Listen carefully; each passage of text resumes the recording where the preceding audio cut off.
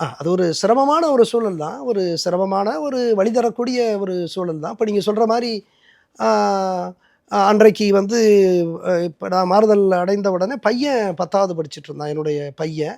எனக்கு ஒரு பையன், பொண்ணு. பையன் மூத்தவன். 10வது படிச்சுட்டு இருந்ததுனால, நான் உடனே அந்த பள்ளிய விட்டு மாத்தத்துக்கு நான் விரும்பல. முடியாது. அவன் புது சூழல்ல 10வதுங்கிறது ரொம்ப முக்கியமான ஒரு வகுப்பு. அப்ப அந்த சூழல்ல அவன நான் அந்த பள்ளியிலே நான் இது அனுமதிக்க வேண்டிய ஒரு சூழல்.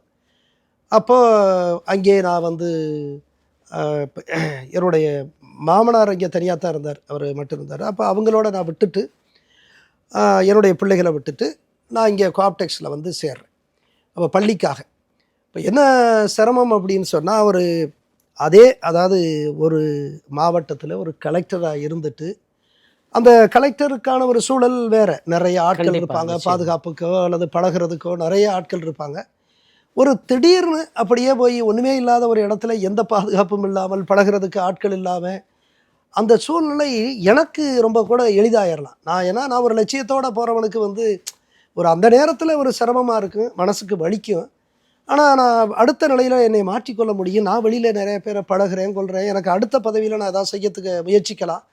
ஆனா, வீட்ல இருக்கக்கூடியவள அந்த பிள்ளைகள் வந்து ஒரு ஒரு குறுகிய வட்டத்துக்குள்ள இருக்கையில, அவர்களுடைய அந்த உளவியல் இருக்குல்ல, உளவியல் ரொம்ப அது பாதிக்கும். நேத்து வரைக்கும் ஒரு கலெக்டரா இருந்து ஒரு சூழலு, அது வந்து ஸ்கூல்ல அத பாதிக்கும். ஃபேஸ் பண்றது, சமூகத்துல அத ஆமா, ஃபேஸ் ஆமா. பண்றது, சமூகத்துல அது வந்து பக்கத்து எதிர் வீடுகள்ல அத ஆமா. ஃபேஸ் அத பண்றது. சந்திக்கிறது. பள்ளியில நீங்க சொல்ற மாரி பள்ளியில எல்லாம் வந்து நேத்து டேய் கலெக்டர்டா உங்க அப்பா, இன்னைக்கு இல்லடா அப்படிங்கிற மாரியான ஒரு சூழல்லாம் இருக்கு. அதை விட என்னன்னா, இப்ப எனக்கு நல்லா நினைவு இருக்கு.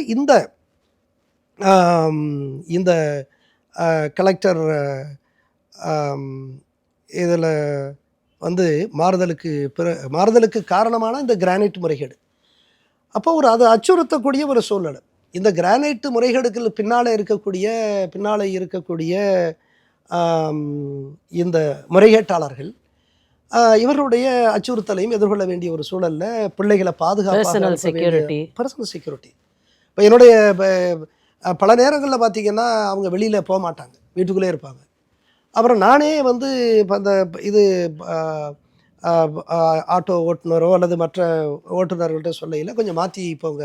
வழிய மாத்தி போங்க." அப்படின்னுலாம் சொல்லக்கூடியவர்.